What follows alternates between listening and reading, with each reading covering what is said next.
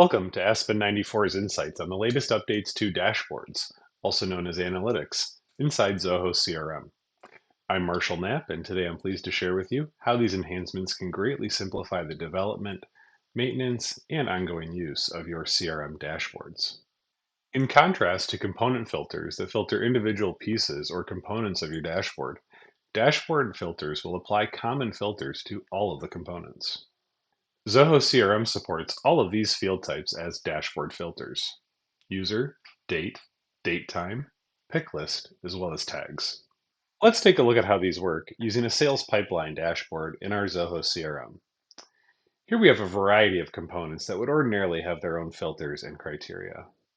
In a scenario like this, however, it would make sense to apply certain filters to the entire dashboard. You can click this New Filters button on the top to expose the dashboard filters. You could use things in this example like create date, record owner, the event type, or lead source. Applying any of these filters will update each component below accordingly.